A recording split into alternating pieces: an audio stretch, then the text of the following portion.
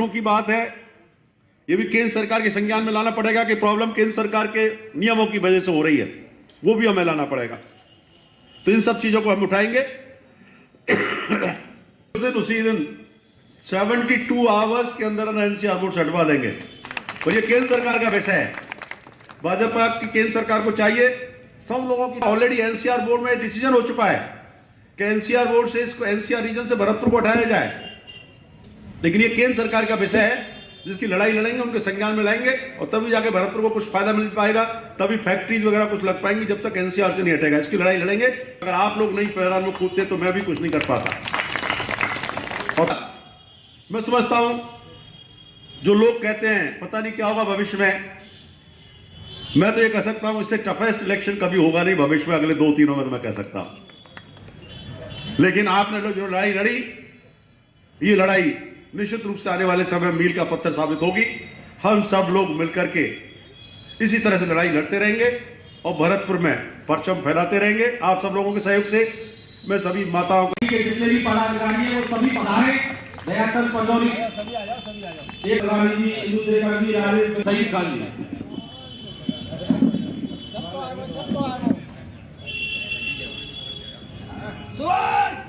जिंदाबाद। माननीय मंत्री जी का स्वागत। उनका कांग्रेस की तरफ जिला कांग्रेस कमेटी के जो पदाधिकारी हैं उनसे आग्रह है कि वो भी आए। हरिमोहन शर्मा जी, समाज से समाज और व्यक्ति से व्यक्ति को आपस में लड़ाने का काम करती है। अगर वो कड़े फैसले ले लिए जाते तो जनता तो सरकार ने कल कहा कि हमको ये उम्मीद नहीं कि इसका परिणाम बहुत शानदार रहा है, सरकार रिपीट हो सकती है। कल स्वीकार किया उन्होंने। तो ये तो आत्मावलोकन की जरूरत है, एनालिसिस की जरूरत है। राजस्थान सरकार ने शानदार काम किया, माननीय मुख्यमंत्री अशोक गहलोत की नीतियां थी, जनता ने प्रत्येक उनका सही कम्युनिकेशन कर लो या सही तरीके से काम किया। और बड़ी खुशी है कि वोट जो परसेंटेज टोटल जो बढ़ा है कांग्रेस का, वो अन्य राज्यों के मुकाबले बढ़ा।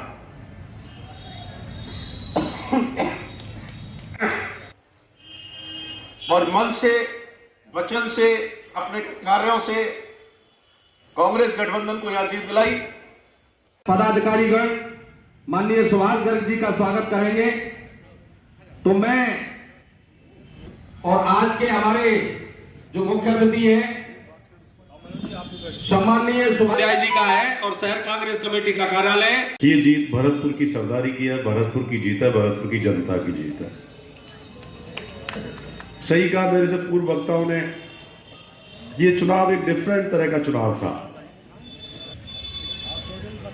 और इस चुनाव का सारी केमिस्ट्री आप लोग सब जानते हो, उसको ज्यादा डिस्कस करने की जरूरत नहीं है, एनालिसिस करने की जरूरत नहीं है।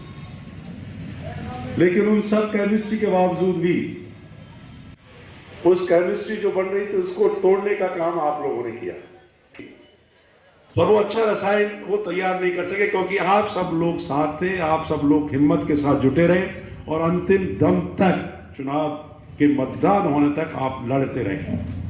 कोई एक व्यक्ति, कोई भी उम्मीदवार हो, वो अकेला कुछ नहीं कर सकता। वो उसकी टीम होती है, उसके शुभचिंतक होते हैं।